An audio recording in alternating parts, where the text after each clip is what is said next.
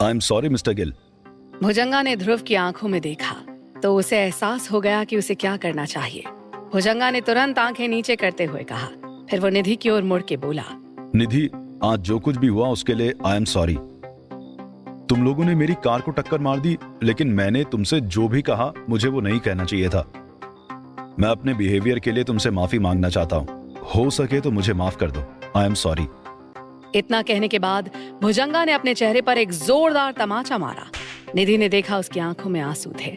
वहां खड़े सभी लोगों के होश उड़ गए। भुजंगा और माफी, और तो और इस तरह से अपने गाल पर वो थप्पड़ मार रहा था। ये भुजंगा के लिए भी मुश्किल था। भुजंगा की आंखों में मजबूरी के आंसू थे। लग रहा था जैसे भुजंगा किसी चील के पंजे में फंसा हुआ चूहा हो, जिसके बचने का केवल एक ही तरीका है, मिस्टर गिल से माफी मांगना। इसलिए सभी हैरानी से ध्रुव की ओर देख रहे थे। ध्रुव ने भुजंगा की कौन सी नस दबा रखी थी जिसने भुजंगा को यहाँ आने पर मजबूर कर दिया था? ये इम्पॉसिबल था। भुजंगा अभी ध्रुव की तरफ से कोई रियायत पाना चाहता था, पर ध्रुव अभी भी सख्त चेहरे के साथ खड़ा था। माफी मांगने के बाद भुजंगा ने ध्रुव के पैरों की तरफ देखकर पूछा, मिस्टर गिल, क्या इतना काफी है? Is it okay now? Dhruv अभी भी थोड़ा नाखुश लग रहा था, पर निधि की माँ के लिए इतना काफी था। ध्रुव ने कुछ नहीं कहा, पर निधि की माँ ने तुरंत कह दिया, हाँ बिल्कुल। माँ के बोलने के बाद ध्रुव ने उनकी बात नहीं काटी और भुजंगा से कहा, गेट लॉस्ट। भुजंगा ने सिर हिलाया, घूमा और अपनी मुट्ठियां कसकर भींचकर चला गया। ध्रुव ने जिस बेरुखी से भुजंगा को बेइज्जत कर भगाया था, उसे देखकर निधि की माँ ध्रुव को देखकर चिल्लाई, ध्रुव, ये क्या तरीका है? क्या मतलब है तुम्हारा? तुम क्या जताना चाहते थे? माँ का ये रिएक्शन देखकर ध्रुव हैरान था। शाबाशी देना तो दूर, यहाँ तक तो भुजंगा को डांट कर भगाने पर भी डांट पड़ रही थी। ध्रुव ने माँ की तरफ देखकर पूछा, क्या मैंने फिर से कुछ गलत कर दिया? निधि की माँ इतनी नाराज थी कि उनसे सांस नहीं ली जा रही थी। वो हाँफते हुए बोली, क्या तुम्हें नहीं पता कि तुमने क्या गलत किया है? भुजंगा ने माफी मांग ली थी, तो फिर तुमने उसे दफा हो जाने के लिए क्यों कहा? क्या तुम्हें मैनर्स नहीं है? क्या तुम जानते भी नहीं हो कि भुजंगा कौन है? क्या तुम्हें लगता है कि तुम उसे ऑर्डर दे सकते हो? उसने माफी मांग ली थी तो क्या जरूरत थी उसकी इंसल्ट करने की? क्या तुम्हें पता नहीं है कि किसी ने गलती मान ली हो तो उसे एक चांस देना चाहिए? उनकी बात सुनकर ध्रुव सच में अपना सिर खुजला रहा था। निधि की माँ सच में कमाल की थी। अब उनको ध्रुव और बर्दाश्त नहीं कर पा रहा था। ध्रुव ने मुस्कुराते हुए पूछा, कैसा चांस देता? क्या मैं उसे तुम्हारे घर पर इनवाइट कर देता? आइए भुजंगा जी, आपने माफी मांग ली, अब आप निधि के साथ सो जाइए। ये निधि की माँ को आज सवेरे की तरह एक और थप्पड़ मारी है। कैसे चांस देता, बताइए जरा। ध्रुव ने सच में निधि की माँ को धो डाला था। वो ध्रुव को गुस्से में घूर कर देख रही थी। वो इतने गुस्से में थी कि अगर उनका बस चलता तो ध्रुव का गला घोंटकर उसे मार डालती। तभी एक भारी आवाज सुनाई दी, तुम आंटी से तमीज से बात करो। किससे बात कर रहे हो, इस बात का ध्यान रखना। जय निधि की माँ के सपोर्ट में बोल रहा था। भुजंगा के सामने वो कुछ नहीं कर पाया था, पर अब भुजंगा के जाने के बाद वो आंटी की नजरों में पॉइंट स्कोर करने की कोशिश कर रहा था। चलो ठीक है, तुमने भुजंगा को माफी मांगने के लिए मजबूर कर दिया, पर तुम्हें निधि के फियांसे होने के कारण यह अच्छे से पता होना चाहिए कि इसका क्या असर पड़ेगा। तुम्हें क्या लगता है भुजंगा इसे भूल जाएगा? ये यूपी है, यहाँ हमारा कोई रुतबा है और यहाँ सभी बड़े लोग एक दूसरे को जानते हैं, और आज नहीं तो कल भुजंगा से हमारा पाला पड़ सकता है। इतना कहकर जय चुप हो गया तो ध्रुव ने मुस्कुराकर पूछा, सॉरी, आई वॉज रॉन्ग, और मैं भूल गया था कि ये यूपी है और तुम लोग रुतबे वाली फैमिली से हो। तुम बस मुझे ये बता दो कि तुमने भुजंगा को यहाँ कैसे बुलाया और अपने रुतबे को इस्तेमाल कर भुजंगा के सामने क्या किया? ध्रुव ने जय धवन की दुखती रग पर हाथ रख दिया था। जय कुछ कहता, पर तभी निधि ध्रुव के सामने आकर खड़ी हो गई। उसने जय धवन को नफरत के साथ देखकर कहा, जय, तुम इस समय वर्मा फैमिली के लॉन में खड़े हो। तुम्हें हमारी तरफ से ध्रुव से ऐसे बात करने का कोई अधिकार नहीं है। हाँ, अगर तुम इतनी ही पावरफुल फैमिली से थे तो बस इतना बताओ, तुम भुजंगा से कैसे निपटते? अभी तुमने क्या किया? जब भुजंगा ने माँ से इतनी बदतमीजी से बात की तब तो तुम चुप खड़े थे। इतना कहकर निधि ने ध्रुव का हाथ पकड़कर अपने कंधे पर रख लिया। निधि अकेली थी जो ध्रुव को धमका सकती थी, पर निधि के सामने कोई ध्रुव से इस तरह से बात करेगा तो निधि ढाल बनकर ध्रुव के आगे खड़ी हो गई थी। ध्रुव को ये देखकर बहुत अच्छा लग रहा था। जय ने निधि को जानबूझकर ध्रुव का हाथ अपने कंधे पर रखते देखा तो गुस्से में बोला, निधि, तुम कैसी बात कर रही हो? फिर जय धवन ने अपनी आवाज धीमी कर कहा, don't get fooled by this guy. Bhujanga यहाँ माफी मांगने के इरादे से नहीं आया था, और मुझे लगता है ध्रुव शायद किसी ऐसे इंसान को जानता है जिसे हम नहीं जानते। पर डोंट वरी, अभी काफी टाइम है। वो भुजंगा एक दिन तुम्हें अपना असली रंग जरूर दिखाएगा। पर निधि ने जय की धमकी का मजाक बनाते हुए कहा, हाँ मैं जानती हूँ, भुजंगा ने 1 साल पहले भी मुसीबत खड़ी की थी। वो इतनी जल्दी मानने वाला नहीं है। पर इससे तुम्हारा क्या लेना देना? उसके सामने तो तुम बुत बने खड़े थे। इतना कहकर निधि पलटी और ध्रुव को खींचकर अपने साथ ले जाने वाली थी, लेकिन ध्रुव 1 इंच भी नहीं हिला। वो मूर्ति की तरह जस का तस खड़ा था। निधि ने जब देखा कि ध्रुव को उसका ऐसे खींचना अच्छा नहीं लगा तो माफी मांगते हुए निधि ने कहा, चलो डिनर करते हैं। ध्रुव ने थोड़ी नाराजगी के साथ निधि से कहा, तुम यहाँ से जाना क्यों चाहती हो? ध्रुव ने उस जगह से हटने से मना कर दिया और अपनी जगह खड़ा रहा। जब निधि ने देखा कि ध्रुव सीरियस हो गया है तो वो भी वहीं रुक गई। निधि को ध्रुव पर प्यार आ रहा था। ध्रुव उनमें से नहीं है जो मामले को छोड़कर चला जाए। वो देखना चाहती थी कि ध्रुव क्या करने वाला है। जय ने जब ध्रुव का ये रूप देखा तो हैरान था, पर अभी भी उसे लगता था कि ध्रुव की हैसियत उसके बराबर में खड़े होने की नहीं थी। साथ ही उसे लगा कि शायद ध्रुव अंडरवर्ल्ड से जुड़े कुछ लोगों को जानता है।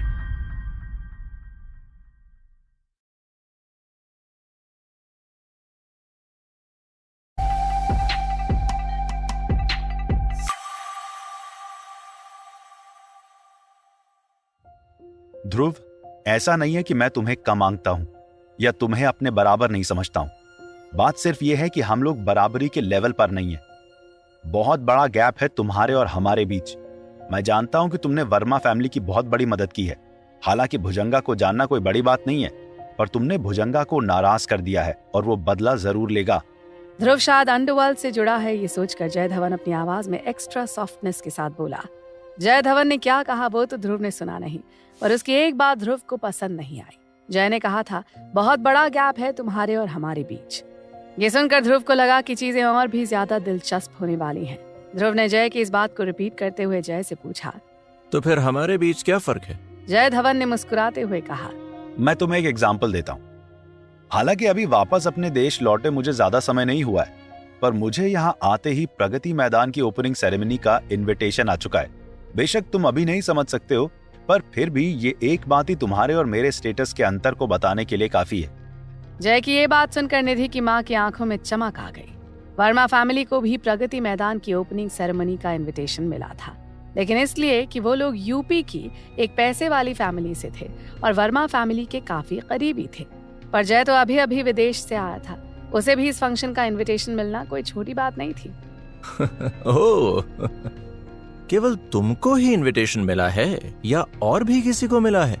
ध्रुव के सवाल पर जय धवन ने भी वैसे ही मुस्कुराते हुए कहा, बेशक धवन फैमिली के सभी मेंबर्स को भी इनवाइट किया गया है। क्यों, तुमको जलन हो रही है? जलन? ध्रुव ने बेफिक्री से कहा। जय धवन, तुमको अभी इसी समय से गेस्ट लिस्ट से हटा दिया जाता है। ध्रुव की बात सुनकर जय की हंसी फूट पड़ी। उसे समझ में ही नहीं आ रहा था कि ध्रुव क्या कह रहा है। क्या ध्रुव को लगा कि ये कोई बच्चों का खेल है? जय ने ध्रुव का मजाक बनाते हुए कहा, ध्रुव, मैंने आंटी से सुना है कि तुमने अभी अभी अपना ग्रेजुएशन पूरा किया है और अभी तक सोसाइटी से अपना तालमेल नहीं बिठा पाए हो। मैं ये भी समझ सकता हूँ कि तुम लोगों की नजरों में खुद को कुछ दिखाना चाहते हो।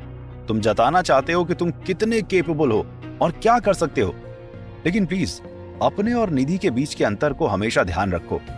जय धवन अपनी बात पूरी करता, पर तभी ध्रुव फिर से हंसते हुए बोला, जय, तुम्हें जानकर बुरा लगेगा कि धवन फैमिली के सभी लोगों का इनविटेशन भी कैंसिल कर दिया गया है। जय ध्रुव से काफी अच्छे से बात कर रहा था, पर ध्रुव उसे जरा भी इज्जत नहीं दे रहा था, तो जय खुद को संभाल नहीं पाया। उसने गुस्से में चिल्लाते हुए कहा, ये क्या बकवास लगा रखी है? मैं तुमसे इतनी शराफत से बात कर रहा हूँ और तुम, अगर तुम ऐसे ही बकवास करते रहे तो मैं तुम्हारे साथ इतना पोलाइट नहीं रह पाऊंगा। ध्रुव ने उसके गुस्से को पूरी तरह इग्नोर करते हुए फिर से कहा, अब पूरी धवन फैमिली को ही गेस्ट लिस्ट से हटा दिया गया है। जय ध्रुव को बेवकूफ समझकर हंस पड़ा।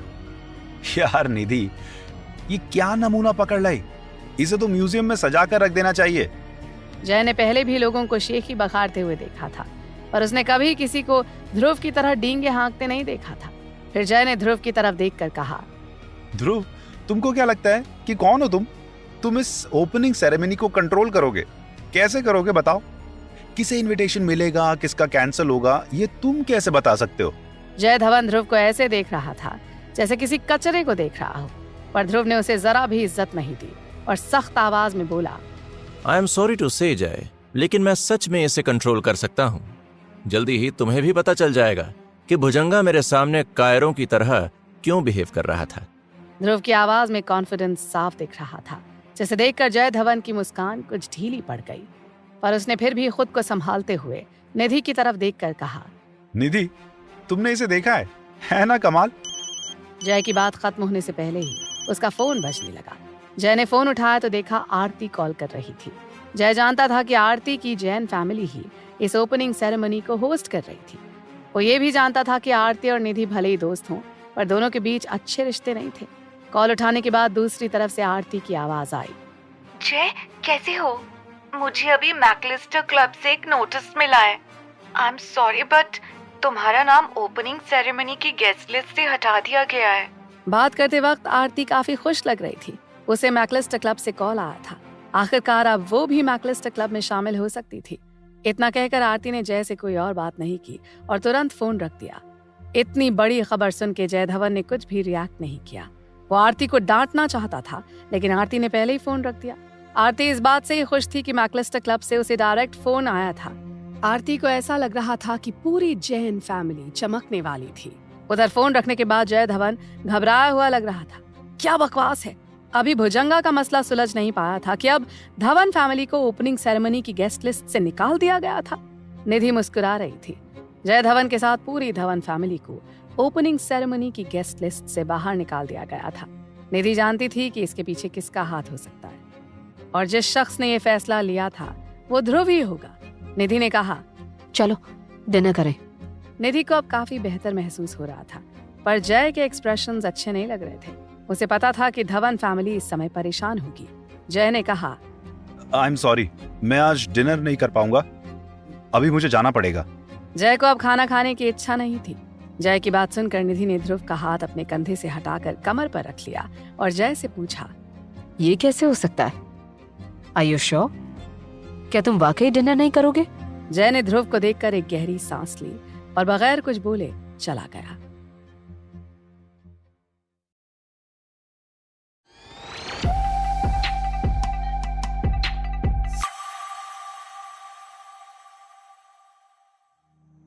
आरती, अभी ये तुम क्या कह रही थी? What do you mean? निधि के घर से बाहर आते ही जय ने सबसे पहले आरती को कॉल किया। निधि, आरती और जय एक दूसरे को स्कूल से जानते थे। आरती जय को पसंद करती थी, पर जय निधि पर फिदा था। जय के ऐसे पूछने पर आरती ने जवाब दिया, जय आई एम सॉरी फॉर दैट। अभी थोड़ी देर पहले मैकलिस्टर क्लब ने मुझे कॉल किया था। मुझे ऐसा करने को कहा गया था। मैं कुछ नहीं कर सकती थी, बट डोंट वरी, मैं कोई न कोई इंतजाम कर दूंगी। आरती जय से अच्छे से बात कर रही थी, पर जय को उसकी बात पर विश्वास नहीं हो रहा था। McAllister club? कुछ दिन पहले ही वो विदेश से वापस आया था और अभी तक उसकी केवल ध्रुव से ही थोड़ी अनबन हुई थी। ध्रुव ने कहा था कि उसका नाम गेस्ट लिस्ट से हटा दिया गया है, और ये सच था। पर जय को समझ नहीं आ रहा था कि ध्रुव जैसा इंसान मैकलिस्टर क्लब को कैसे कंट्रोल कर सकता है। आरती ने हंसते हुए धीमी आवाज में कहा, हाँ यार, मैकलिस्टर क्लब ने कुछ गेस्ट को लिस्ट से हटाने के लिए कहा था, पर चिंता मत करो, मैं तुम्हें ऑन टाइम प्रायोरिटी एक्सेस दे दूंगी। इस तरह मैकलिस्टर क्लब भी नाराज नहीं होगा और तुम भी प्रगति मैदान में आ सकते हो। हालांकि जय अभी भी बहुत गुस्से में था, पर वो जानता था कि वो कुछ नहीं कर सकता। उधर वर्मा हाउस में निधि के पापा अनुराग वर्मा भी वापस आ चुके थे। जब उन्होंने ध्रुव, निधि और अपनी पत्नी को देखा तो खुशी से मुस्कुराते हुए बोले, अरे बाहर क्यों खड़े हो? आओ अंदर चलो, बैठकर कुछ बातें करते हैं। कई सालों बाद मुलाकात हुई है। निधि के पापा ऐसे बात कर रहे थे जैसे जिंदगी भर से जानते हों। इससे ध्रुव थोड़ा हैरान हो गया। क्या हम पहले कभी मिले हैं? ध्रुव को याद ही नहीं आ रहा था। वो हमेशा दिल्ली में रहा था और यूपी आने का कभी कोई मौका नहीं मिला। वहीं निधि की माँ ने अनुराग को देखा तो मुड़ी और मुंह बनाते हुए घर से बाहर चली गईं, जिसे देखकर ध्रुव थोड़ा अनकंफर्टेबल हो गया था। पर अनुराग ने बात संभालते हुए कहा, इट्स ओके, तुम्हारी आंटी ऐसी ही है, मैं इन सब का आदी हो गया हूँ, उसकी चिंता मत करो। इसके बाद निधि के पापा अनुराग ध्रुव के ग्रैंड वेलकम में लग गए। काफी देर तक दोनों ड्रिंक करते हुए बातें करते रहे। रात को करीब 11 बजे डिनर के बाद अनुराग ने ध्रुव को रात घर पर ही रुकने के लिए कहा। अनुराग ने इतनी फोर्सफुली कहा था कि ध्रुव मना नहीं कर पाया और उनके घर पर ही रुकने को तैयार हो गया। थोड़ी देर बाद ध्रुव को वॉशरूम जाने की जरूरत महसूस हुई। मिस्टर वर्मा, मैं आपका वॉशरूम इस्तेमाल कर सकता हूँ? मिस्टर वर्मा बहुत पोलाइटली ध्रुव को वॉशरूम तक छोड़ कर आए और आकर निधि से बोले, निधि, ध्रुव आज रात तुम्हारे कमरे में ही रुकेगा। अनुराग के कहने के तरीके में रिक्वेस्ट से ज्यादा ऑर्डर था। निधि ने अपने पापा के मुंह से ऐसी बात सुनी तो हैरानी से पापा की तरफ देखकर कहा, पापा ये अब क्या कह रहे हो? अनुराग के पास इस बारे में बातचीत की कोई गुंजाइश नहीं थी। उन्होंने फिर से जोर देकर कहा, तुम और ध्रुव एक साथ रुकोगे? निधि ने ये जब सुना तो वो लगभग बेहोश ही होने वाली थी। उसे ध्रुव के साथ रात बितानी पड़ेगी। निधि की शक्ल पे 12 बज रहे थे। पापा ने आगे कहा, वो तुम्हारा होने वाला पति है, क्या परेशानी है? अनुराग के चेहरे पर बेहद सीरियसनेस थी। निधि को उनकी बात सुनकर गुस्सा आ रहा था।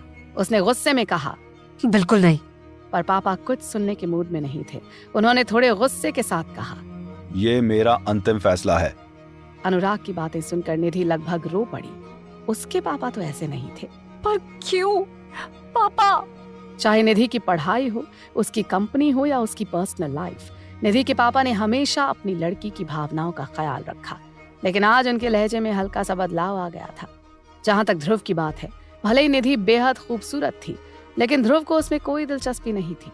तब तक ध्रुव भी आ गया तो निधि के पापा अनुराग ने ध्रुव से कहा, ध्रुव, तुम ऊपर वाले कमरे में सो सकते हो। ध्रुव के पास ऊपर जाने के अलावा कोई चारा नहीं था। ध्रुव के ऊपर जाने के बाद अनुराग ने निधि को समझाते हुए कहा, तुमको सारी जिंदगी उसके साथ रहना है। मैं और तुम्हारे दादा की यही इच्छा है कि तुम अब जल्दी से जल्दी शादी कर लो। वैसे मैं तुम्हें यह बताना चाहता हूँ कि बेहतर होगा कि तुम वर्मा फैमिली के बिजनेस से दूर रहो। हम उसे देख लेंगे, तुम अपनी शादी पर ध्यान दो। जब तुम्हारे बच्चे हो जाएंगे तो हम इस बारे में आगे बात करेंगे। अनुराग के पापा यानी निधि के दादाजी ने ध्रुव से निधि की शादी पर जोर दिया था। वो ज्योतिष के जानकार थे और उन्होंने कुछ भविष्यवाणी की थी, इसलिए निधि के पापा उसे इस तरह से फोर्स कर रहे थे। वहीं निधि को विश्वास नहीं हो रहा था कि उसके पापा ऐसी बात भी बोलेंगे। पापा, अभी निधि कुछ कहती तब तक पापा अपने आप ये कहकर चल दिए, बातचीत का कोई मतलब नहीं है। वैसे मैं और तुम्हारी माँ आज रात बाहर जा रहे हैं। मैं तुम्हारी माँ को इस बारे में बता दूंगा और ये मत सोचना कि तुम्हारी माँ इसमें तुम्हारी मदद करेगी। उसके बाद अनुराग सीधे बाहर निकल गए और दरवाजे पर ताला लगा दिया। एक पापा अपनी लड़की के साथ ऐसा कैसे कर सकता है? निधि ने कभी ये उम्मीद नहीं की थी। इससे कोई फर्क नहीं पड़ता कि ध्रुव कौन था। क्या उसके भाग्य में ध्रुव से शादी ही लिखी है? पूरे बंगले में केवल ध्रुव और निधि ही बचे थे। थोड़ी देर बाद ध्रुव सीढ़ियों से उतरकर नीचे आ गया और निधि से पूछा, क्या मैं पहले नहा लूं? बगैर नहाए मुझे नींद नहीं आती। पर निधि गुस्से में थी। उसने ध्रुव को डांटते हुए कहा, इसके बारे में सोचना भी मत। दोनों बाप बेटी के बीच क्या बात हुई थी? ध्रुव इससे पूरी तरह से बेखबर था। निधि की बात सुनकर उसने हैरानी से पूछा, मैं क्या सोच रहा हूँ? मुझे क्या नहीं सोचना है? निधि ने ध्रुव को घूर कर देखा और गुस्से में कहा, किसी भी चीज के बारे में मत सोचना और आज रात तुम यहाँ सोफे पर सोओगे। आज की रात निधि की रात की नींद हराम होना तय थी। निधि घबरा भी रही थी और परेशान भी थी। करीब रात 12 बजे तक दोनों ऐसी फालतू की लड़ाइयां करते रहे। अंत में ध्रुव बाथरूम में जाने लगा तो निधि ने एक टी-शर्ट और ट्राउजर्स देते हुए कहा, नहाकर तुम बगल वाले कमरे में सो सकते हो। ध्रुव ने कपड़े लेते हुए मजाक में कहा, अब तुम मुझसे ये मत कहना कि तुम मुझ में इंटरेस्टेड हो। ध्रुव की बात पर निधि को हंसी आ गई। उसने एक तरफ मुड़कर ध्रुव को पोज देते हुए कहा, और तुम मुझसे ये मत कहना कि तुम इंटरेस्टेड नहीं हो। फिर थोड़ा गुस्सा दिखाते हुए कहा, अगर तुमने मुझे छूने की हिम्मत की तो मैं तुम्हें यहीं खत्म कर दूंगी। ध्रुव ने कंधे उचकाए और नहाने चला गया। जब वो शावर से बाहर आया तो उसने पाया कि निधि अभी भी लिविंग रूम में बैठी थी। टीवी चालू था पर निधि सो चुकी थी। ध्रुव निधि के पास गया और उसने एक कंफर्टर से उसे ढक दिया। निधि गहरी नींद में सो रही थी। ध्रुव ने धीरे से टीवी बंद कर दिया। थोड़ी देर बाद निधि गहरी नींद में सो गई। न जाने कितनी देर बाद निधि की नींद टूटी तो उसने देखा कि ध्रुव उसके बगल वाले सोफे पर बैठा था। उसे नींद नहीं आ रही थी।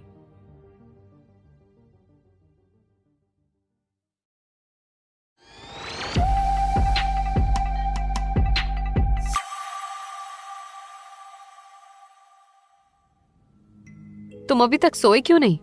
निधि ने अपने शरीर के चारों ओर कंफर्टर लपेट कर ध्रुव से पूछा। ध्रुव ने जवाब दिया, कुछ ऐसा है जो मुझे सोने नहीं दे रहा है, मुझे उससे डील करना ही पड़ेगा। निधि ने उस पर एक नजर डाली और कहा, तुम भी कुछ करने की सोचते हो? कमाल है। जब वो दोनों रियल एस्टेट में थे तो निधि ने भी उसे देखा था। ध्रुव रोज या तो इंटरनेट ब्राउज करता था या गेम खेलता था। उसके पास करने को कुछ नहीं था। निधि उसका मजाक बनाती जा रही थी। ध्रुव ने निधि को नजरअंदाज कर दिया। निधि ने जब देखा कि ध्रुव मजाक का जवाब नहीं दे रहा है तो चुप हो गई।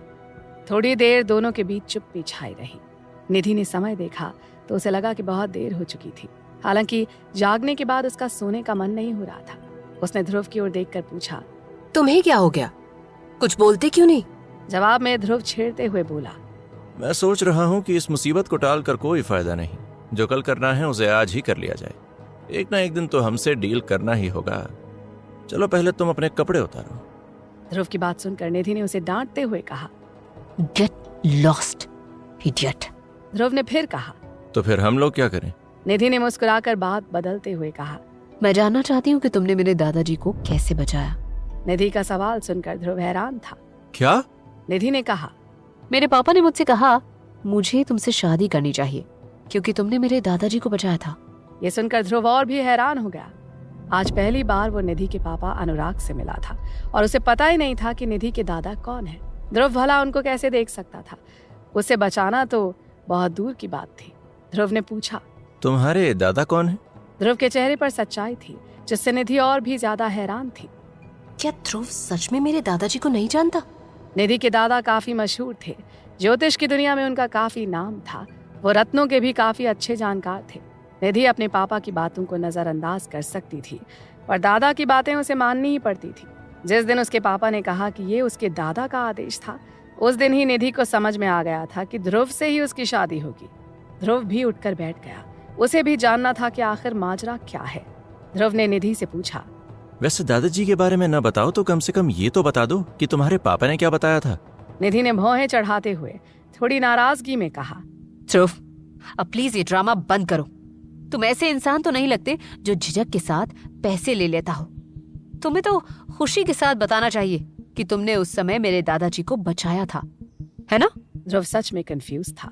उसने पूछा, तुम्हारे दादाजी का क्या नाम है? क्या वो अभी भी जिंदा हैं? मैं? ध्रुव की बात सुनकर निधि इतने गुस्से में थी कि उसे समझ नहीं आ रहा था कि वो क्या कहे। ध्रुव ने फिर से पूछा, तुम्हारे पापा ने तुम्हें क्या बताया था? ध्रुव के सवाल सुनकर निधि ने ध्रुव की आंखों में झांक कर देखा। कहीं से ऐसा नहीं लग रहा था कि वो झूठ बोल रहा हो। निधि ने मन ही मन सोचा, क्या ध्रुव को सच में कुछ याद नहीं? ये नामुमकिन है। जो भी दादाजी को जानता है उसे ये बात जरूर याद होगी। दादा की घटना ने उस समय पूरे देश में हलचल मचा दी थी। इसे याद कैसे नहीं है? जब निधि के दादाजी विदेश में गए थे तो उन्हें वहां कुछ हो गया था। उस समय वर्मा फैमिली को खबर मिली थी कि दादाजी के जिंदा वापस आने की कोई उम्मीद नहीं है। पूरी वर्मा फैमिली में हर कोई निराश था। सबको यही लग रहा था कि दादाजी नहीं बचेंगे। हालांकि 2 महीने बाद निधि के दादा ने घर पर फोन करके कहा कि वो अभी भी जिंदा हैं और बिल्कुल भले चंगे हैं। निधि को अच्छे से याद था कि दादाजी की आवाज सुनने के बाद उसके पापा अनुराग कैसे बिलख बिलख के रोने लगे थे। ये चमत्कार कैसे हुआ? इस सवाल के जवाब में दादाजी ने अनुराग को केवल एक बात बताई थी कि उन्हें बचाने वाले शख्स का नाम ध्रुव था। उस लड़के की आइडेंटिटी बहुत अलग है और वर्मा फैमिली को ध्रुव से नजदीकियां बढ़ानी चाहिए। दादाजी की बात सुनकर पापा समझ गए थे कि निधि की शादी ध्रुव से करनी है। सारी कहानी सुनने के बाद ध्रुव ने सीरियस होते हुए कहा, अब मेरी समझ में आ गई। तुम्हारी फैमिली को अच्छे से पता है कि लोगों को बेवकूफ कैसे बनाया जाता है। तुम्हारे दादा विदेश में थे लेकिन मैं आज पहली बार दिल्ली से बाहर निकला हूं। अगर वो लोग तुम्हारी शादी मुझसे कराना चाहते हैं तो उन्हें इतनी जल्दी की क्या जरूरत है? ये सुनकर निधि को गुस्सा आ गया। वो तुरंत सोफे से उठकर बैठ गई और बोली, तुम्हें बेवकूफ कौन बनाएगा? ध्रुव थोड़ी अक्ल की बात किया करो। हम लोग तुम्हें बेवकूफ क्यों बनाएंगे? निधि के गुस्से भरी बात पर ध्रुव ने मजाक में कहा, क्यों, तुम मेरा शरीर पाना चाहती हो? इतना कहकर ध्रुव ने सोफे पर रखे कंफर्टर से खुद को ढक लिया। निधि गुस्से से लाल हो गई थी। उसने पहले भी कई बेशर्म लोगों को देखा था लेकिन ध्रुव जैसे किसी बेशर्म इंसान को पहले कभी नहीं देखा था। न निधि सारी बात ठीक से बता पाई और ना ही ध्रुव ही समझ पाया कि क्या हुआ था। सारी बातें अभी भी साफ नहीं हो पाई थी। ध्रुव निधि को बाय कहकर सोने चला गया। सोने से पहले उसने निहाल को एक मैसेज भेजा। निहाल कुछ और कामों में फंसा था और उन चीजों को लेकर ध्रुव से ज्यादा सतर्क था। अगली सुबह जब ध्रुव उठा तो उसे निहाल का एक मैसेज मिला। निहाल ने कहा था कि वो जसविंदर से कहेगा कि ध्रुव को सब कुछ समझा दे। ध्रुव और भी ज्यादा हैरान था। जसविंदर को कैसे पता चलेगा कि उसके साथ क्या हुआ था। जागने के बाद ध्रुव ने देखा कि निधि घर पर नहीं थी। कुछ देर बाद निधि जॉगिंग कर वापस आ गई। उसने स्पोर्ट्स सूट पहन रखा था जिसमें वो और भी ज्यादा खूबसूरत लग रही थी। उसकी बॉडी एकदम परफेक्ट थी, खासकर उसकी खूबसूरत लंबी टांगे। ध्रुव एकटक निधि को ही देख रहा था तो निधि ने पूछा, तुम ऐसे क्या देख रहे हो? निधि ने ध्रुव की ओर देखकर आंख मारी और नहाने चली गई। ध्रुव को समझ में नहीं आ रहा था कि निधि ने उसे देखकर आंख क्यों मारी। 3 दिन तक उसके पास करने को कुछ नहीं था। इन 3 दिनों के दौरान निधि के माता पिता घर पर आने वाले नहीं थे, पर इससे भी ध्रुव और निधि के बीच के रिश्ते में कोई बदलाव आने वाला नहीं था। जैसे तैसे 3 दिन बीत गए। तीसरे दिन प्रगति मैदान की ओपनिंग सेरेमनी थी। निधि तैयार होकर वहां पहुंच चुकी थी। प्रगति मैदान के गेट पर आरती पीले रंग की ड्रेस में सभी गेस्ट्स का वेलकम करने के लिए खड़ी थी। निधि को देखकर आरती मुस्कुराते हुए बोली, धन्य हो निधि मैडम, तुम इतनी जल्दी क्यों आ गई? आराम से आती। आरती निधि को ताना मार रही थी कि काम के दिन भी मेहमानों की तरह आ रही है। जवाब में निधि ने कहा, जल्दी आकर क्या यहाँ कुर्सियाँ लगवाती? दोनों मुस्कुराते हुए गले मिल गई। निधि ने चारों ओर देखा तो प्रगति मैदान में बहुत सारे लोग आए थे। काफी वीआईपी लोग भी थे। उत्तर प्रदेश के कई जाने माने बड़े पॉलिटिकल पार्टी के बड़े लीडर्स भी दिख रहे थे। निधि ने हैरानी से पूछा, आरती, तुमने इतने सारे लोगों को कैसे इनवाइट कर लिया? निधि को इस पर विश्वास नहीं हो रहा था। जैन फैमिली इतनी पावरफुल तो नहीं थी कि गवर्नमेंट और ऑपोजिशन दोनों ही पार्टियों के नेताओं को एक साथ बुला पाए।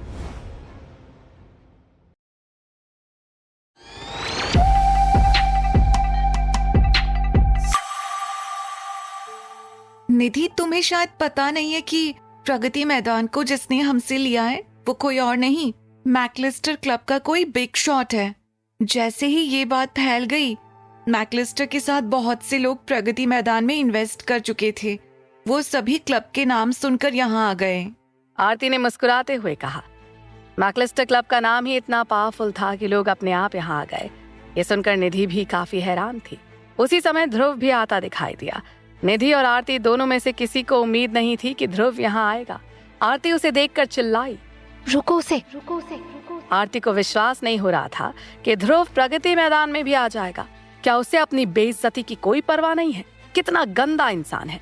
बगैर बुलाए किसी की पार्टी में कैसे आ सकता है? बगैर इनविटेशन के अंदर नहीं आ सकते थे तो वो अंदर आने में कैसे कामयाब हुआ? आरती ने गुस्से में निधि से पूछा, निधि, क्या तुमने अपने निकम्मे फियांसे को इतना भी नहीं बताया कि वो यहाँ नहीं आ सकता? ध्रुव को देखकर आरती का सारा गुस्सा निधि पर फूट रहा था। तुम उस निकम्मे बेवकूफ को इतने बड़े ओकेजन पर आने के लिए कैसे कह सकती हो? अगर उस बेवकूफ ने कुछ भी गड़बड़ की तो क्या तुम्हारी रिस्पॉन्सिबिलिटी होगी? निधि ने ध्रुव को आने के लिए नहीं कहा था और ना ही ध्रुव निधि के साथ आया था।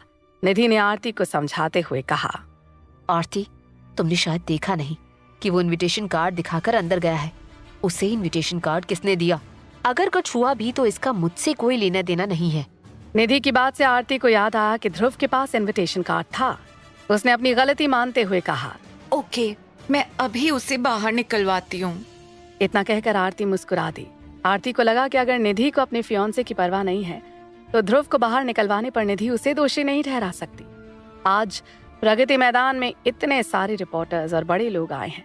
आरती को सोचकर खुशी हो रही थी कि जब वो ध्रुव को सबके सामने बेइज्जत करेगी तो कितना मजा आएगा।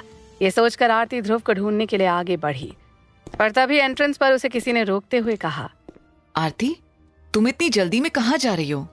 आरती ने देखा कि 2 उसकी उम्र की लड़कियां उसे देखकर मुस्कुरा रही थीं। उनमें से एक का नाम काजल मोरे था।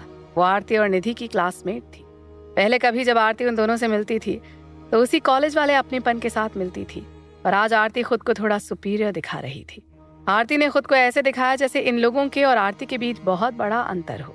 उसने काजल को पूरी तरह से इग्नोर करते हुए कहा, कुछ जरूरी काम है। आरती ने काजल को पूरी तरह नजरअंदाज कर दिया। काजल थोड़ी क्यूरियस थी। वो थोड़ी तेजी से चलते हुए आरती के पास आ गई। आरती की नजर ध्रुव को ढूंढ रही थी, पर जब ध्रुव नहीं मिला तो वो दरवाजे पर तैनात सिक्योरिटी गार्ड पर बरसने लगी।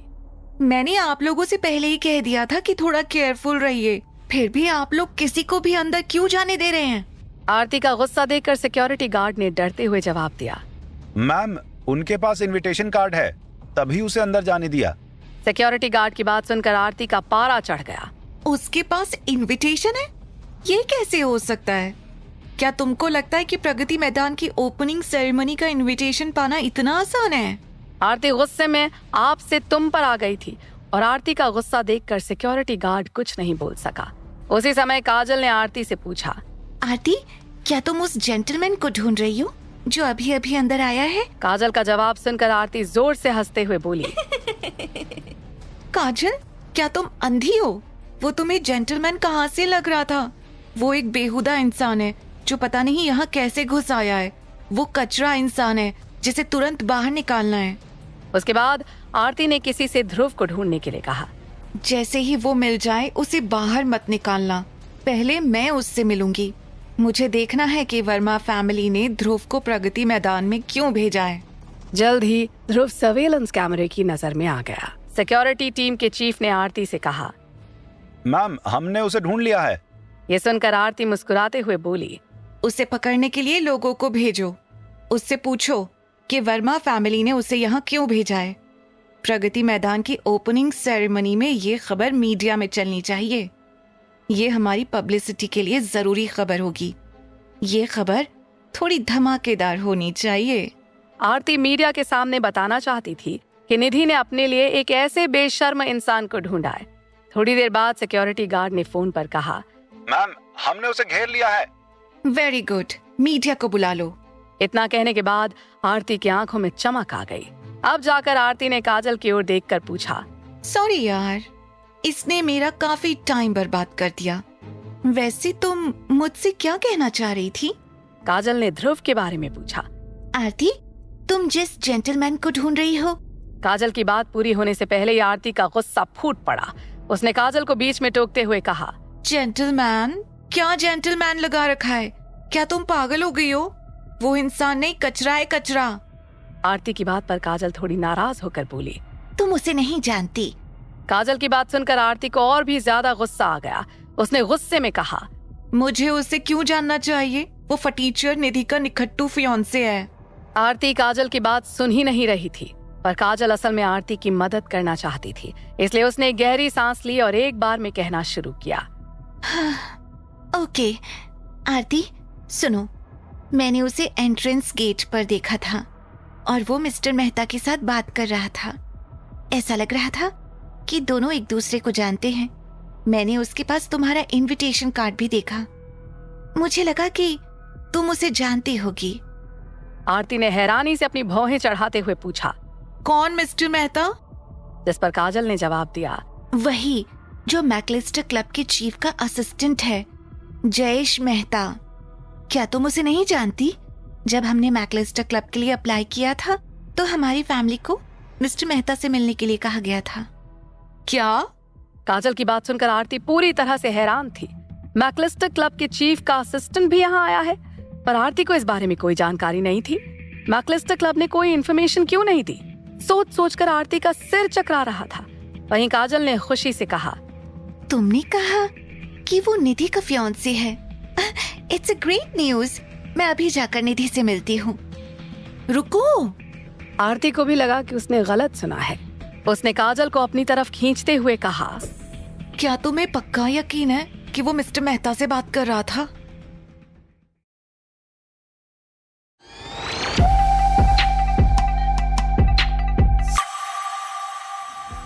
हाँ यार, आई एम श्योर वो मिस्टर मेहता से ही बात कर रहा था। और सच कहूँ तो मिस्टर मेहता उससे बहुत पोलाइटली बात कर रहे थे। उसके बाद उन्होंने निधि के फियांसे को अपना इनविटेशन भी दिया। काजल ने कॉन्फिडेंटली कहा। ये सुनते ही आरती को लगा उसका सिर फटने वाला था। आरती ध्रुव को नाराज कर सकती थी, पर अगर ध्रुव मिस्टर मेहता के साथ आया है तो मिस्टर मेहता के साथ खिलवाड़ करने की हिम्मत आरती में नहीं थी। सटीक कहें तो आज प्रगति मैदान में मौजूद कोई भी शख्स मिस्टर मेहता को नाराज करने की हिम्मत नहीं कर सकता था। मैकलिस्टर क्लब के असिस्टेंट ने ध्रुव को इनविटेशन कार्ड दिया था। उसी समय आरती का फोन फिर से बजने लगा। फोन का जवाब देने से पहले आरती की नजर सामने खड़ी भीड़ पर गई तो डर के मारे उसे ठंडे पसीने आने लगे। सिक्योरिटी गार्ड ने घबराते हुए फोन पर कहा, मैम, यहाँ कुछ हो रहा है, प्लीज आप जल्दी यहाँ आ जाइए। वहाँ प्रेस रिपोर्टर किसी का इंटरव्यू लेने लगे थे। आरती ने डरते हुए पूछा। What happened? वहाँ क्या हो रहा है? उधर से आवाज आई। मैकलिस्टर क्लब के लोगों का कहना है कि आपने इस इवेंट के लिए उनके नाम का गलत इस्तेमाल किया है। जब आरती ने ये सुना तो वो बेहोश होने लगी थी। उसने कभी नहीं सोचा था कि मैकलिस्टर क्लब का असिस्टेंट यहाँ आ जाएगा। आरती को घबराहट हो रही थी। उसने तुरंत गार्ड को समझाते हुए कहा, सबसे पहले उन्हें शांत करने की कोशिश करो। फोन के दूसरी ओर सिक्योरिटी गार्ड ने पोलाइटली जवाब दिया, मैं नहीं कर पा रहा हूँ, मेरे मेथड यहाँ काम नहीं कर रहे हैं, प्लीज आप तुरंत यहाँ आइए। आरती ने स्क्रीन की ओर देखा और देखा कि पत्रकार ध्रुव के सामने खड़े थे। हालांकि वो ध्रुव का इंटरव्यू नहीं ले रहे थे। प्रेस रिपोर्टर समेत सभी का फोकस केवल जैन फैमिली पर था। जैन फैमिली को मैकलिस्टर क्लब ने फंड नहीं किया था, फिर भी जैन फैमिली ने उनके नाम का गलत इस्तेमाल किया था। मैकलिस्टर क्लब के इन्वेस्टमेंट के कारण बहुत से लोग यहाँ आए थे, लेकिन अब पता चल रहा है कि जैन फैमिली के इस इवेंट का मैकलिस्टर क्लब से कोई लेना देना नहीं है। इसलिए सारी सिचुएशन आरती के बस से बाहर होती चली जा रही थी। इधर आरती की कुछ समझ में नहीं आ रहा था कि वो क्या करे। उधर काजल निधि से मिलकर बातें करने लगी। काजल ने क्यूरियसली निधि से पूछा, निधि, क्या वो शख्स सच में तुम्हारा फियांसे है? भले ही निधि इस बात को एक्सेप्ट नहीं करना चाहती थी, लेकिन उसके पास कोई चारा नहीं था। उसने हाँ कहने के अंदाज में सिर हिलाया, जिस पर काजल ने मुस्कुरा कर कहा, तेरी पसंद तो कमाल की है। काजल ने अपनी आंखों से मिस्टर मेहता को ध्रुव के साथ बात करते देखा था। मिस्टर मेहता ध्रुव को पूरी इज्जत दे रहे थे। इससे काजल को इतना तो समझ में आ गया था कि ध्रुव कोई छोटा मोटा इंसान तो नहीं था। काजल की बात सुनकर निधि हैरान थी। क्या क्या कहा मिस्टर मेहता? काजल ने निधि के एक्सप्रेशन देखे तो नकली गुस्सा दिखाते हुए कहा, ओके ठीक है, मुझे सब पता है, तुम्हें इतना दिखावा करने की जरूरत नहीं, समझी? आरती जो पास में खड़ी उन दोनों की बातें सुन रही थी, वो पूरी तरह से हैरान थी। वो समझ ही नहीं पा रही थी कि इस समय इस सिचुएशन में उसे क्या करना है। वो ये भी नहीं समझ पा रही थी कि इस मामले को कैसे निपटाया जाए। उसकी शक्ल रुआसी थी, ऐसे में उसे केवल निधि पर ही भरोसा था। आरती ने निधि की ओर देखकर पूछा, निधि, क्या तुम मिस्टर मेहता को जानती हो? निधि ने ना के अंदाज में सिर हिलाया। वो भला मिस्टर मेहता जैसे बिग शॉट को कैसे जान सकती थी। आरती ने निधि को जोर देकर कहा, तो फिर जल्दी से ध्रुव को फोन करो और उससे पूछो कि क्या वो मिस्टर मेहता को जानता है। आरती के पहले और अब के रवैये में जमीन आसमान का अंतर था, पर निधि ने कुछ रिएक्ट नहीं किया। निधि को ऐसे खड़ा देखकर आरती ने रोते हुए कहा, प्लीज निधि, जल्दी से कॉल करो, मेरी खातिर उससे पूछो। इस समय केवल एक ही शख्स है जो अब इस परेशानी से पार लगा सकता है, और वो है मिस्टर मेहता। प्लीज निधि, एक बार कॉल करके देखो। आरती ने मिस्टर मेहता को इनविटेशन नहीं दिया था, लेकिन फिर भी वो वहां आ गए थे। इसका केवल एक ही कारण था कि जैन फैमिली ने मैकलिस्टर क्लब की रेपुटेशन का इस्तेमाल कर इस इवेंट के बारे में गलत जानकारी फैलाई थी। शायद इसलिए ही मिस्टर मेहता यहाँ आए थे, और इसलिए आरती रो कर ध्रुव से बात करना चाहती थी। वही ध्रुव जिसे आरती ने बेइज्जत करने में कोई कसर नहीं छोड़ी थी। अगर ये बात साबित हो गई कि आरती ने गलत जानकारी दी थी, पूरा मैकलिस्टर क्लब समेत यहाँ आए सभी गेस्ट जैन फैमिली से नाराज हो जाएंगे, और आने वाले समय में जैन फैमिली को इसका भारी नुकसान होगा। हालांकि निधि ध्रुव से बात नहीं करना चाहती थी, और आरती को रोता देख उसने फोन निकालते हुए कहा, मैं उसे केवल तुम्हारे लिए कॉल कर रही हूँ। उसे मनाना तुम्हारा काम है। वो माने न माने, मैं उसे फोर्स नहीं करूंगी। पर बात करने के बाद भी निधि हैरान थी, क्योंकि ध्रुव ने कहा कि वो मिस्टर मेहता को बहुत अच्छे से जानता था। इतना सुनकर आरती ने निधि के हाथ से फोन लेकर कहा, ध्रुव, मैं आरती बोल रही हूँ। क्या तुम मुझे पहचान रहे हो? ध्रुव प्लीज, क्या तुम मेरी तरफ से मिस्टर मेहता से ये कह सकते हो कि हम लोग अभी इसी समय तुरंत मैकलिस्टर क्लब का नाम अपने प्रमोशन से हटा देंगे? आरती को पता था कि अगर चीजें इसी तरह चलती रहीं तो न केवल मैकलिस्टर क्लब नाराज होगा, बल्कि वो लोग भी जिन्होंने प्रगति मैदान को अगले 3 साल के लिए किराए पर लिया था। आरती की बात सुनकर ध्रुव ने अपना सिर हिलाते हुए कहा, तुमने सही आदमी को कॉल किया है आरती, पर मैं तुम्हारी कोई मदद नहीं कर सकता। मेरे आसपास बहुत सारे लोग हैं और हमारे बीच इतने अच्छे कनेक्शन भी नहीं है। फिर भी मैं कोशिश करूंगा, पहले कॉल रखो। आरती कांपने लगी। अब हर मिनट और हर सेकंड उसके लिए बहुत इंपॉर्टेंट था। हर गुजरते मिनट के साथ जैन फैमिली के लिए हालात बदतर होते जा रहे थे। आरती ने ध्रुव से लगभग रिक्वेस्ट करते हुए अपनी आवाज धीमी कर ली। वो जानती थी कि इस समय ध्रुव से भीख मांगने के अलावा वो और कुछ नहीं कर सकती थी। प्लीज ध्रुव, तुम क्या चाहते हो?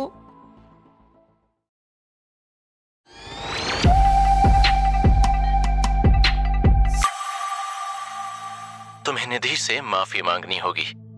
आरती निधि से माफी मांगने के लिए जरा भी तैयार नहीं थी। अगर उसे निधि से माफी मांगनी पड़ी तो इसका मतलब था कि वो निधि के सामने झुक गई है। आरती ने ध्रुव से कहा, मैंने क्या गलत किया है ध्रुव? मुझे निधि से माफी क्यों मांगनी पड़ेगी? वो और मैं अच्छी दोस्त हैं। जवाब में ध्रुव ने आरती को झाड़ते हुए कहा, आरती तुम बहुत खतरनाक चालबाज लड़की हो, हालांकि तुम्हारी चालें मेरे सामने नहीं चल पाई हैं। ध्रुव कुछ कहते कहते रुक गया। फिर उसने आगे कहा, बेशक ये तुम्हारे ऊपर है, तुम माफी मांगो या मना कर दो, द चॉइस इज योर्स। ध्रुव की बात सुनकर आरती हैरान थी। ध्रुव को क्या पता चल गया है? आरती ने गुस्से में अपनी मुट्ठियां भींचकर निधि की ओर देखा।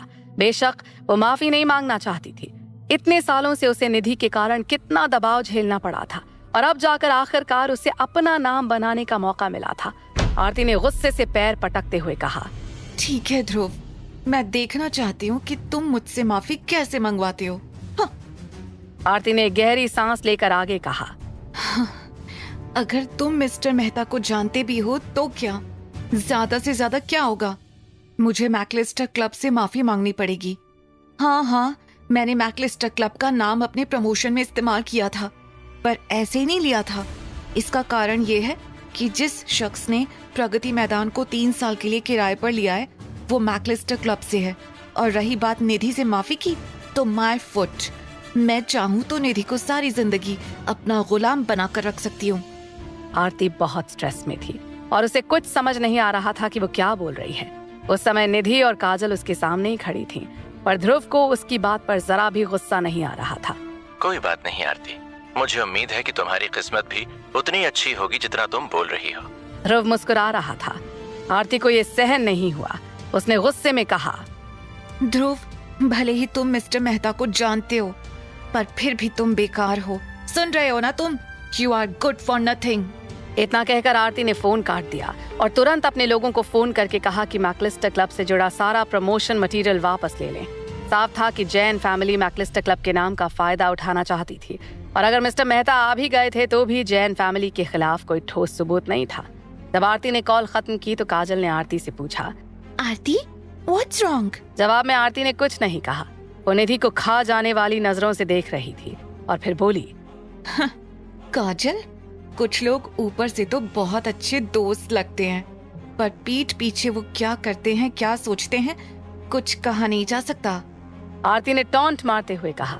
काजल ने आरती की बात को सीरियसली नहीं लिया, लेकिन निधि की समझ में आ गया था कि आरती के कहने का क्या मतलब है। आरती ने निधि को नजरअंदाज करते हुए काजल से पूछा, क्या तुम मेरे साथ आना चाहोगी? अचानक आरती के ऐसा पूछने पर काजल हैरान थी। उसने पूछा, आरती, हम कहाँ जा रहे हैं? काजल हैरान थी, पर ऐसा लग रहा था जैसे आरती के अंदर का सारा डर खत्म हो चुका था। आरती ने कहा, ऑफ कोर्स, मैं आज तुमको कुछ बड़ा होते हुए दिखाने वाली हूँ। अब भले ही जैन फैमिली मैकलिस्टर क्लब में शामिल नहीं हो पाएगी, लेकिन अगर प्रगति मैदान को 3 साल की लीज पर लेने के लिए वो शख्स आ गया या उस बिग शॉट की मंजूरी मिल गई तो भी उत्तर प्रदेश में जैन फैमिली की अलग पहचान होगी। काजल जानती थी कि आरती किसी मुसीबत में है, इसलिए वो आरती के साथ जाने को तैयार हो गई। ठीक है आरती, मैं तुम्हारे साथ आ रही हूँ। इतना कहकर काजल ने निधि की ओर देखकर पूछा, निधि, क्या तुम भी हमारे साथ आना चाहोगी? इससे पहले कि निधि को जवाब देती आरती ने कह दिया, कोई जरूरत नहीं है। हर कोई इतना बड़ा इवेंट होते हुए नहीं देख सकता, खासकर वो जिन्होंने जिंदगी भर दूसरों को दबाया है। वो मेरे जैसों को ऊपर उठता नहीं देख सकते। उसके बाद आरती काजल को अपने साथ लेकर सीधे उस जगह पर गई जहां दोनों पार्टीज के बीच साइन होने वाले थे। जब वो जा रहे थे तब तक बहुत सारी अफवाहें फैल चुकी थीं, पर आरती उन्हें पूरी तरह से नजरअंदाज करते हुए आगे बढ़ गई। आरती के दिमाग में केवल एक ही शख्स था, वो बिग शॉट, जिसके साथ आज अग्रीमेंट साइन होने वाले थे। सारा इंतजाम तैयार था, रेड कार्पेट बिछाया जा चुका था। आरती को उसका बेसब्री से इंतजार था। आरती चाहती थी कि वो जल्दी आ जाए। उधर जैन फैमिली के वेल विशर और आरती से मिलने वाले लगातार आकर आरती को बधाई दे रहे थे। कांग्रेचुलेशंस आरती। बधाई हो आरती, प्रगति मैदान तुम्हारे हाथों में आकर इतनी कीमती जगह बन गया है। तुम जैन फैमिली का नाम रोशन कर रही हो। पर आरती की नजर अपनी घड़ी में थी। वो 1 सेकंड के लिए भी इंतजार नहीं कर सकती थी। आरती थोड़ी परेशान थी। उसने अपने खास बटलर को देखकर पूछा, क्या खबर है? वो अभी तक क्यों नहीं आया? देखा और पाया कि जो टाइम तय किया गया था वो बीत चुका था। चिंता बढ़ती जा रही थी। बटलर ने आरती से पूछा, मैम क्या मैं अनाउंस कर उनसे यहाँ आने की रिक्वेस्ट करूं? आरती ने अपना सिर हिलाकर उसे मना करते हुए कहा, रिक्वेस्ट? क्या तुम जानते भी हो कि वो कितनी बड़ी पर्सनालिटी हैं? हमें उनको ऐसे नहीं बुलाना चाहिए। आरती ने ऐसा करने की हिम्मत नहीं की। कुछ देर सोचने के बाद बटलर मान गया कि ऐसे नहीं बुलाना चाहिए, इसलिए उसने फिर से कहा, तो मैम मैं दरवाजे पर जाकर उनका इंतजार करता हूँ। जैसे ही वो दिखेंगे मैं आपको बता दूंगा। आरती को एक एक पल काटना भारी पड़ रहा था। ऐसा लग रहा था जैसे वो फट जाएगी। किसी बड़ी मुसीबत के आने से पहले काश वो आकर इस अग्रीमेंट पर साइन कर देता तो सारी परेशानी हल हो जाती। कुछ मिनट बाद आखिरकार बटलर ने आरती को गेट से इशारा किया और खुद उसके स्वागत में आगे बढ़ते हुए बोला, most welcome mister Gill. Gate पर मौजूद सभी लोग काफी खुशी से आगे बढ़ते हुए बोले, मिस्टर गिल वेलकम। आरती को इस पल का बेसब्री से इंतजार था।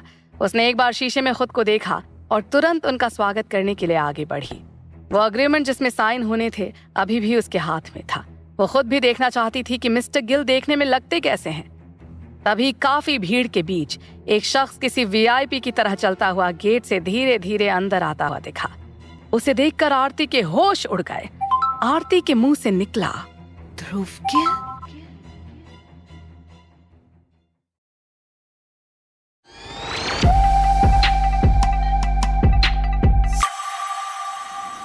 तुमने इस आदमी को अंदर क्यों आने दिया? आरती को भी ये पता नहीं था कि ध्रुव का सरनेम गिल है और उसे इस बात पर बिल्कुल भी यकीन नहीं था कि ध्रुव ही वो इंसान है जिसने बगैर प्राइज देखे सीधे प्रगति मैदान के लिए हाँ कर दिया था। बटलर की समझ में नहीं आया कि आरती क्या कह रही है। उसने हैरानी से पूछा, ये आप क्या कह रही हैं? मैं कुछ समझा नहीं। आरती ने उसे गुस्से में देखकर कहा, You made a mistake. तुम गलत आदमी को अंदर ले आए हो। बटलर के चेहरे के सारे भाव बदल गए। उसने कहा, नहीं मैम, हमने कोई गलती नहीं की। आरती ने उसे देखकर थोड़ी नाराजगी से कहा, क्या अग्रीमेंट पर साइन करने वाले शख्स का नाम निहाल नहीं है? बटलर को अब समझ में आ गया कि आरती इतना कंफ्यूज्ड क्यों थी। उसने आरती को समझाते हुए कहा, लेकिन जिस शख्स के नाम पर एग्रीमेंट बनाया गया है वो ध्रुव गिल ही है। ध्रुव उन दोनों की बातें सुन रहा था। उसने कहा, निहाल मेरे बटलरों में से एक है। क्यों, क्या मैं बटलर नहीं रख सकता? आरती हैरान थी और बहुत देर तक उसके मुंह से एक शब्द भी नहीं निकल पाया। उसका चेहरा पीला पड़ चुका था। वहीं मीडिया से जुड़े लोगों ने ध्रुव को घेर कर सवाल करने शुरू कर दिए। मिस्टर गिल, प्रगति मैदान के अग्रीमेंट पर साइन करने के पीछे आपका क्या पर्पस है? ध्रुव ने मुस्कुराते हुए कहा, मैंने सुना है कि प्रगति मैदान में काफी पोटेंशियल है। मैं इस पर साइन करने जा रहा हूँ। दरअसल इस जगह को मैं किसी को एज अ गिफ्ट देना चाहता हूँ। किसी को इतना महंगा गिफ्ट कौन देता है? फूलों से भी तो काम चलाया जा सकता है। उस रिपोर्टर की बात सुनकर लोग हंस पड़े। ध्रुव ने इसका कोई जवाब नहीं दिया। वो केवल मुस्कुरा दिया। तभी एक और सवाल आया, मिस्टर गिल, ये जगह आप किसे गिफ्ट देने जा रहे हैं? निधि वर्मा को।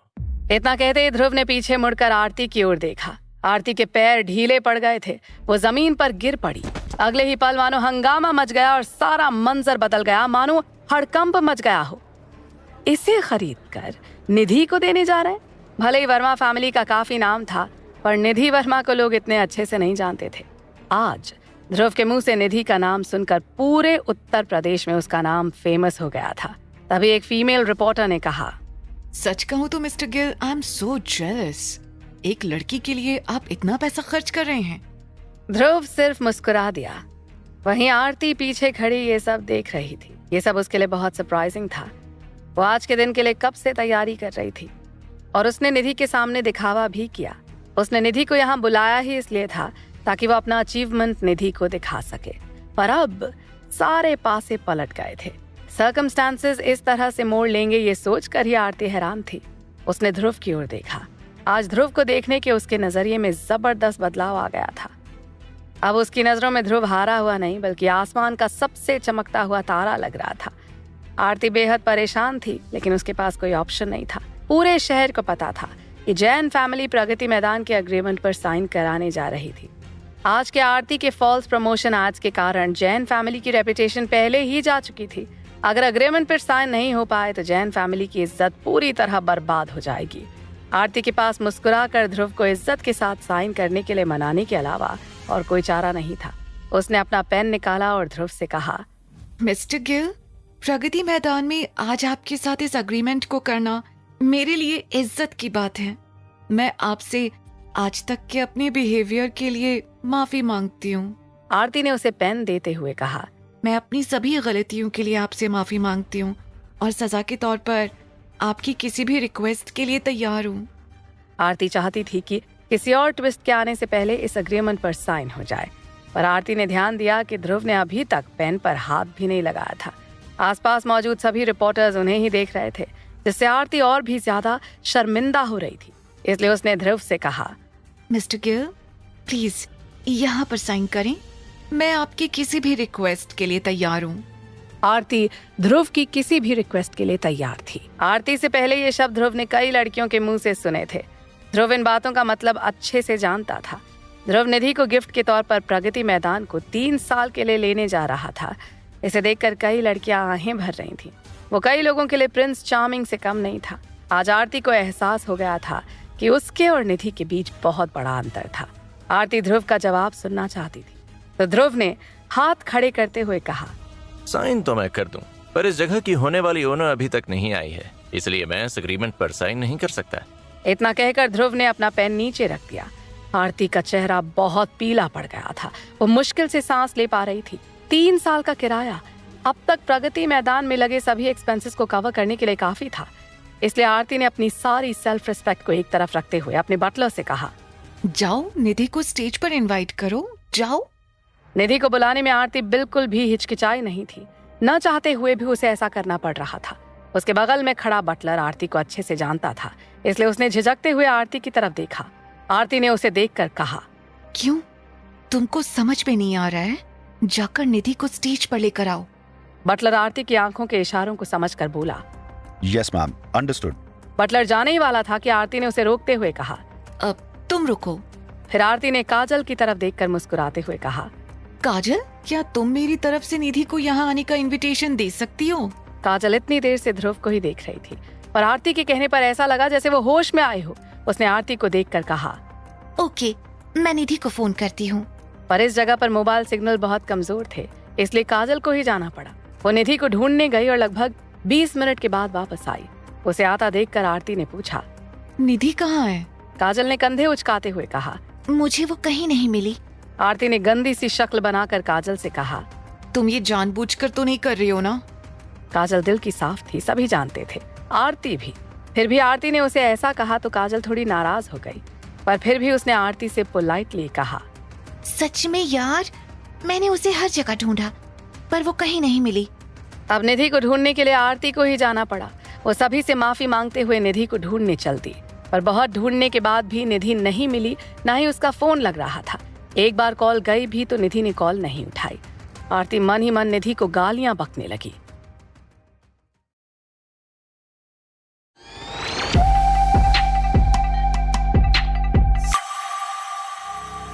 अब क्या करेंगे? काजल भी निधि को ढूंढ रही थी। उसने जब देखा कि आरती निराश होकर खड़ी है तो पूछा। आरती ने ही निधि को बेमतलब के टॉन्ट मारे थे। शायद इससे नाराज होकर निधि चली गई होगी। आरती ने गुस्से में अपने दांत पीस लिए। वो जानती थी कि पार्टी में बहुत सारे लोग आए थे जो उसे इस तरह बेवकूफ बनते देखना चाहते थे, लेकिन वो कुछ नहीं कर पा रही थी। भले ही उसे अपना गुस्सा निगलना पड़े, लेकिन उसे जल्द से जल्द इस मामले को निपटाना था। आरती ने इवेंट वेन्यू से बाहर जाकर निधि को कॉल करने का फैसला किया। काजल, यहाँ सिग्नल नहीं आ रहे हैं। मैं बाहर जाकर उसे कॉल करने की कोशिश करूंगी। तुम जरा यहाँ नजर रखना। आरती तेज कदमों से बाहर आ गई और तुरंत अपना मोबाइल फोन निकालकर निधि को फोन किया। इस बार निधि का फोन कनेक्ट हुआ, पर निधि ने फिर से कोई जवाब नहीं दिया। आरती को लग रहा था कि निधि ने जानबूझकर ऐसा किया होगा। निधि के बिना ध्रुव अग्रीमेंट पर साइन नहीं करना चाहता था और आरती इसके बारे में कुछ नहीं कर सकती थी। ये सब सोचकर आरती घबरा रही थी। तभी एक सिक्योरिटी गार्ड तेजी से उसके पास आकर बोला, मैम, क्या आप मिस निधि वर्मा को ढूंढ रही हैं? हाँ। आरती का जोश और आवाज दोनों ही ठंडे पड़ चुके थे। सिक्योरिटी गार्ड ने फुसफुसाते हुए कहा, मैम, मुझे लगता है कि मैंने उन्हें किसी आदमी के साथ एग्जिट गेट से बाहर जाते देखा था। ये सुनते ही आरती की आंखें भर आईं। उसे लगा कि उसने गलत सुना है। निधि किसी के साथ चली गई थी। आज ओपनिंग सेरेमनी में शामिल होने के लिए कई मशहूर लोग आए थे। उनमें से लगभग सभी मैकलिस्टर क्लब का नाम सुनकर आए थे, ये जानने के बाद कि प्रगति मैदान केवल मैक्लिस्टर क्लब के नाम का गलत इस्तेमाल कर रहा था, उनमें से ज्यादातर लोग तुरंत चले गए थे। इसके साथ साथ अगर आज आरती अग्रीमेंट पर साइन न करवा पाई तो प्रगति मैदान की सारी रेपुटेशन बर्बाद हो जाएगी। आरती अपने आप से नाराज थी। उसने क्यूरियसली पूछा, वो किसके साथ गई है? सिक्योरिटी गार्ड ने अपना सिर हिलाते हुए कहा, मुझे नहीं पता और मैं पूछने की हिम्मत भी नहीं कर पाया। आरती ने ऊपर देखा तो एग्जिट गेट पर एक सिक्योरिटी कैमरा लगा हुआ था। उसे देखकर आरती ने गार्ड से कहा, जाकर सिक्योरिटी कैमरे चेक करो। 1 मिनट रुको, मैं भी आ रही हूँ। मुझे सारे फुटेजेस दिखाओ। इतना कहकर आरती उस गार्ड के साथ सर्वेलेंस रूम की ओर चली गई। आरती की चाल देखकर पता चल रहा था कि उसकी हिम्मत टूट चुकी है। यह इवेंट एक टोटल ब्लंडर साबित हुआ था। थोड़ी देर बाद गार्ड ने आरती को वो फुटेजेस दिखाए। उसे देखते ही आरती की आंखों में अचानक से चमक आ गई और उसके होठों पर एक मुस्कान आ गई। निधि सच में किसी के साथ चली गई थी और आरती जानती थी वो किसके साथ गई थी। आरती खुद से ज्यादा निधि के बारे में जानती थी। इस समय आरती के चेहरे पर उसकी पुरानी कुटिल मुस्कान लौट आई थी। आरती बेफिक्र होकर वापस सिग्नेचर वेन्यू पर लौट आई थी। आरती को देखकर आसपास खड़े लोग इसी बारे में बात कर रहे थे। मिस जैन, आपने काफी लंबा इंतजार किया। निधि वर्मा मैम प्रगति मैदान में ही थी। वो कहाँ गई, कुछ पता चला? हाँ, मैं बता रही हूँ कि मिस्टर गिल आज निधि को इतना बड़ा सरप्राइज देना चाहते थे, पर शायद आरती निधि से ना जलती है, इसलिए उसने उसे इस इवेंट से भगा दिया। मैं एंट्रेंस गेट पर थी, तब मैंने देखा कि आरती निधि वर्मा से काफी बुरी तरह से बात कर रही थी। उनका लहजा अच्छा नहीं लग रहा था, पर मैंने सोचा कि दोनों बचपन की सहेलियां हैं, इसीलिए ज्यादा ध्यान नहीं दिया। इवेंट में ज्यादातर लोग जा चुके थे। अब केवल तमाशा बीन रिलेटिव्स और पत्रकार ही बचे थे और सभी ने आरती को विलन बना दिया था। लोगों की टोन और भी ज्यादा कठोर होती जा रही थी। उनके बीच से गुजरते वक्त आरती जबरदस्ती मुस्कुराने की कोशिश कर रही थी। आरती को उम्मीद ही नहीं थी कि ध्रुव इतना पैसे वाला होगा और आरती जानती थी कि आज न चाहते हुए भी ध्रुव को अग्रीमेंट पर साइन करना ही पड़ेगा। आरती ध्रुव के पास गई और कान में फुसफुसाते हुए कहा, मिस्टर गिल, निधि चली गई है। मेरी आपको यही एडवाइस है कि आप इस अग्रीमेंट पर साइन कर दें। ध्रुव को समझ में आ गया था कि आरती के शब्दों में खतरे का इशारा था, और अफसोस की बात यह थी कि आरती गलत आदमी को धमकाने की कोशिश कर रही थी। ध्रुव ने पहले ही सबको बता दिया था कि अगर निधि न आई तो वो निधि के बिना इस पर साइन नहीं करेगा। इसलिए ध्रुव ने आरती से पूछा, क्या होगा अगर मैंने इस पर साइन नहीं किए तो? ध्रुव को इतना बेफिक्र देखकर आरती ने कहा, अग्रीमेंट पर साइन करना ना करना मिस्टर गिल की इच्छा।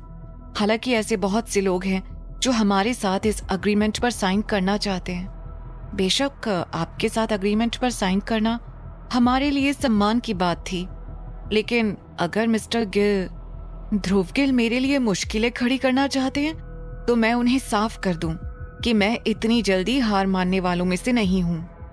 कहते कहते अचानक आरती की आंखों में गुस्सा उभर आया। उसके शब्दों में अचानक से ताकत सी आ गई थी। ध्रुव को उससे कोई डर नहीं था। वो केवल देखना चाहता था कि आरती क्या कर सकती थी। ऐसा क्या था आरती के पास जिस पर वो इतना इतरा रही थी। इसलिए ध्रुव ने आरती को छेड़ते हुए कहा, मैं देखना चाहता हूँ कि तुम कितनी सख्त हो। मेरे पास भले ही अभी कुछ न हो, पर अगर मुझे जरूरत पड़ी तो मैं अभी भी ऑयल फील्ड खरीद सकता हूँ। ध्रुव की बात सुनकर आरती ठहाका मारकर हंस पड़ी।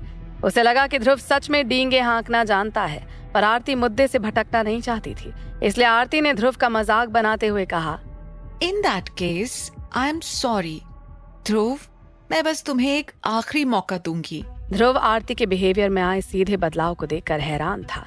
उसके बात करने का ढंग और टोन दोनों ही बदल गए थे। ध्रुव ने अपना पेन नीचे रखते हुए कहा, मुझे तुम्हारे आखिरी मौके और सॉरी की कोई जरूरत नहीं। मुझे बस ये बताओ, तुम क्या चाहती हो? आरती ने कर्वी स्माइल के साथ कहा, मैं तुम्हें दिखाऊंगी जो मैंने अभी सर्विलांस रूम में देखा। इतना कहकर आरती ने वीडियो ऑन कर ध्रुव को सौंपते हुए कहा, लो ध्रुव, इसे जरा गौर से देखो। उस वीडियो क्लिप में साफ देखा जा सकता था कि निधि प्रगति मैदान में अकेली घूम रही थी। वो गुमसुम लग रही थी, लेकिन अचानक लगा जैसे उसने किसी को देख लिया था। मॉनिटर से उस शख्स की पीठ देखकर निधि उसका पीछा करने लगी। काफी देर के बाद निधि आखिरकार उस आदमी तक पहुंच गई। निधि बहुत एक्साइटेड लग रही थी। उसने अपना मोबाइल फोन निकाला और देखकर ऐसा लग रहा था जैसे निधि उस आदमी का कॉन्टैक्ट नंबर मांग रही हो। फिर प्रगति मैदान के बाहर के कैमरे में दिख रहा था कि निधि उस आदमी की कार में बैठकर उसके साथ चली गई। ये नजारा देखकर ध्रुव भी हैरान रह गया था। ध्रुव और निधि पति पत्नी नहीं थे। ध्रुव को निधि की पर्सनल लाइफ की ज्यादा परवाह भी नहीं थी। फिर भी ध्रुव को हैरत हो रही थी। उसने पहले कभी निधि को ऐसी पहल करते नहीं देखा था। तभी आरती ने ध्रुव को फिर से पेन देते हुए कहा, ध्रुव, अगर प्रगति मैदान में लोगों और मीडिया को पता चला कि जिसे तुम प्रगति मैदान गिफ्ट में देना चाहते थे वो लड़की अग्रीमेंट पर साइन करते समय किसी दूसरे आदमी के साथ चली गई है, तो I am afraid you will lose face Dhruv. तुम्हारी कितनी बेइज्जती होगी, सोचो, है ना? लो, यहाँ साइन करो।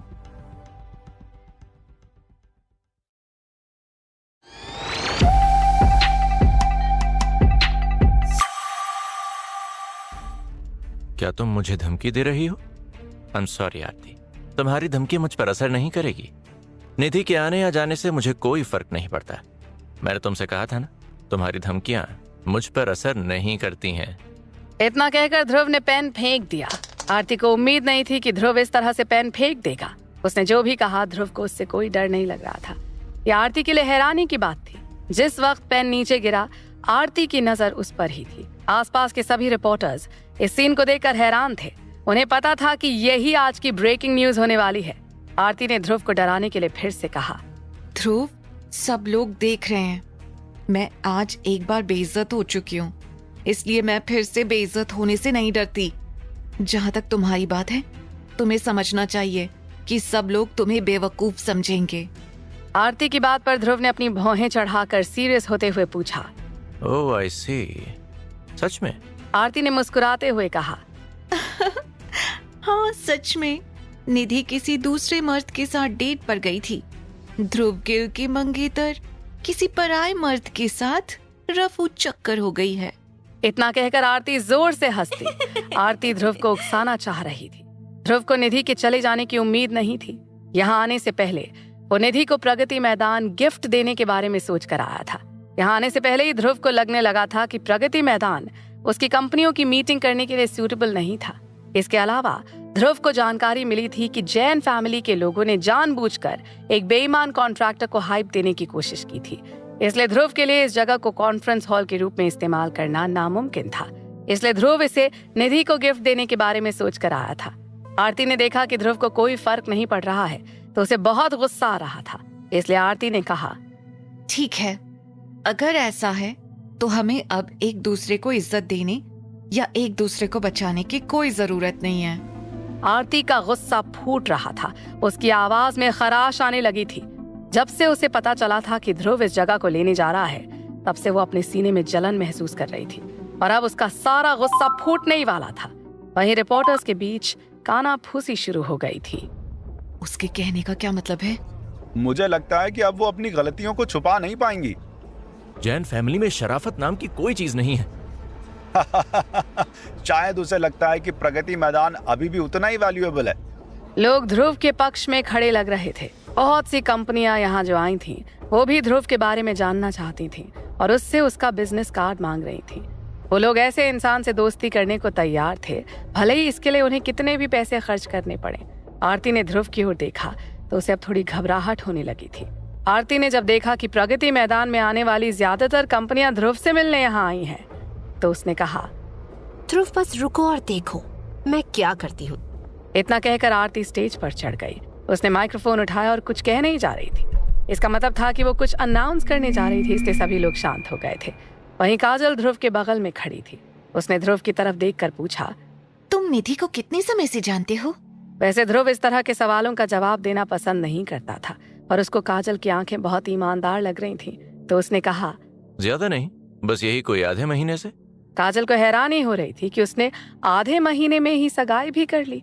इसलिए काजल ने फिर कहा, आई एम श्योर तुम वीडियो में देख रहे इंसान को नहीं जानते होगे। क्या तुम जानते हो? जवाब में ध्रुव ने टालते हुए कहा, क्या कोई परेशानी है? काजल को लगा कि वो कुछ ज्यादा ही सस्पेंस क्रिएट कर रही है, इसलिए काजल ने सीधे मतलब की बात की। नहीं, ऐसा कुछ नहीं। ये महज एक इत्तेफाक है कि वो अचानक वापस आ गया। निधि को ऐसे नहीं जाना चाहिए था। वो ऐसे मौके पर किसी के साथ कैसे जा सकती है? भले ही वो उसका सीनियर हो, फिर भी निधि को ऐसा नहीं करना चाहिए था।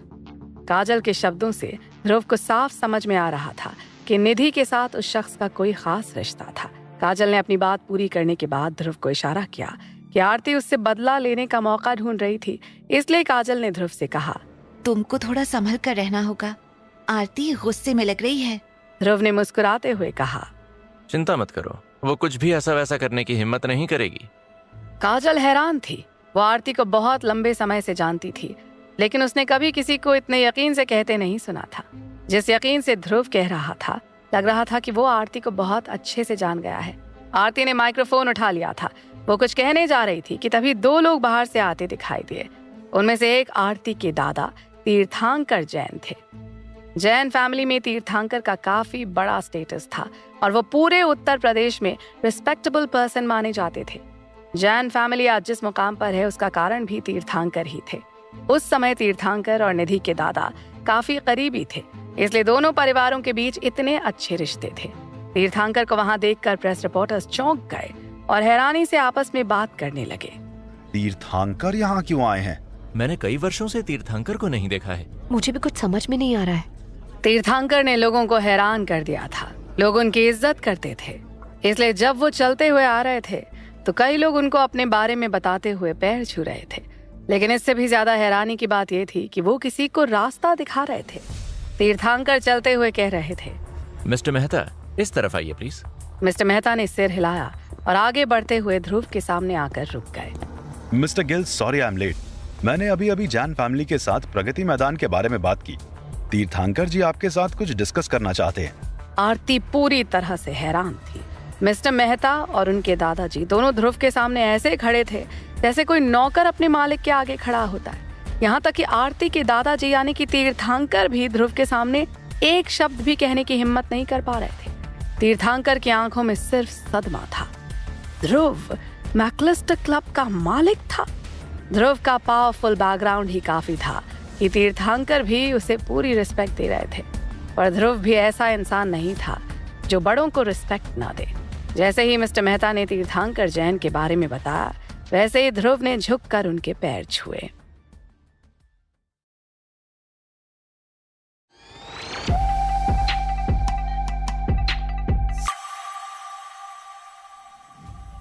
मिस्टर गिल, ये सारी जैन फैमिली की गलती है। मैं इस मसले को सुलझाने के लिए ही यहाँ आया हूँ और पर्सनली आपको प्रगति मैदान देना चाहता हूँ। Is it